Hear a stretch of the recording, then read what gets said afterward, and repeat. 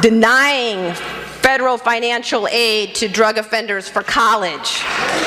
It was President Clinton who championed laws banning people with criminal convictions from access to public housing so that people wouldn't have housing upon release from prison. It was the Clinton administration that championed laws denying even food stamps.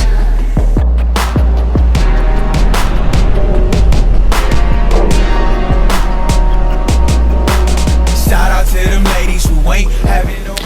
Now, most Americans violate drug laws in their lifetime.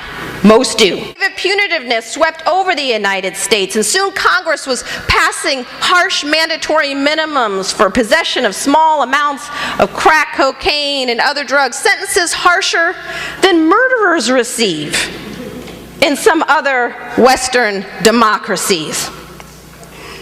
And soon, Democrats began competing with Republicans to prove they could be even tougher on them than their Republican counterparts.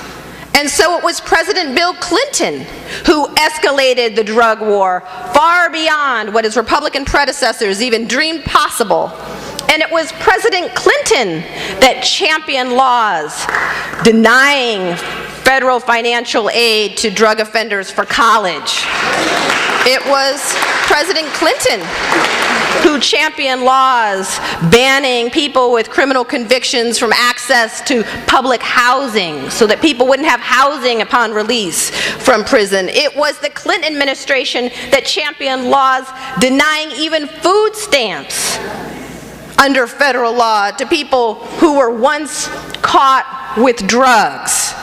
To a large extent, the basic architecture of this new caste system was championed by a Democratic administration desperate to win back the so-called white swing voters, the folks who had defected from the Democratic Party in the wake of the civil rights movement. Still, in my experience, many people who are familiar with this history defend the drug war and mass incarceration nonetheless. They say, but what about all those drug kingpins, and what about the violence in our communities? Don't we need this war to deal with them? And it is true. We need an aggressive approach to dealing with the violence that plagues our communities.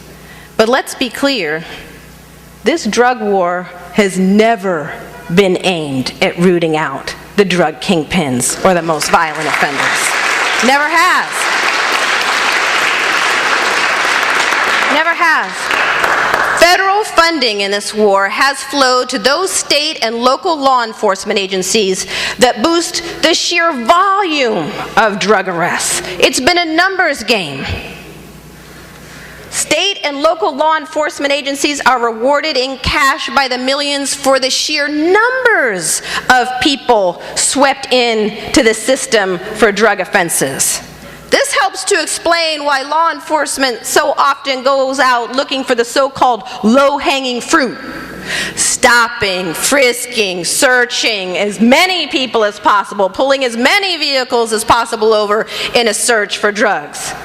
But of course, they don't do that so much in middle-class white neighborhoods. They don't sweep college campuses and universities for drugs, though plenty can be found there, I can assure you.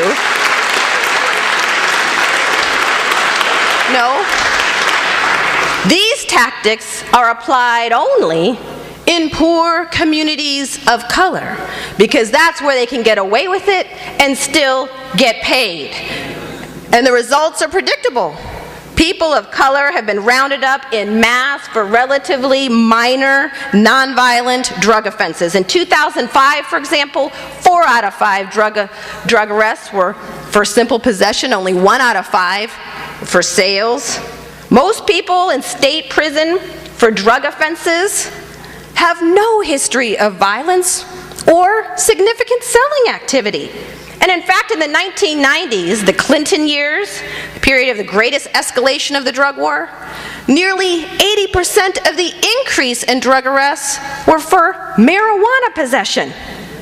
a drug has now been shown to be less harmful, less addictive than alcohol or tobacco, and at least, if not more prevalent, in middle-class white communities and on college campuses as it is in the hood. But by waging the drug war exclusively in the hood, we've managed to create a vast new racial undercast in an astonishingly short period of time. Millions of people are now saddled with criminal records and legally denied the very rights supposedly won in the civil rights movement.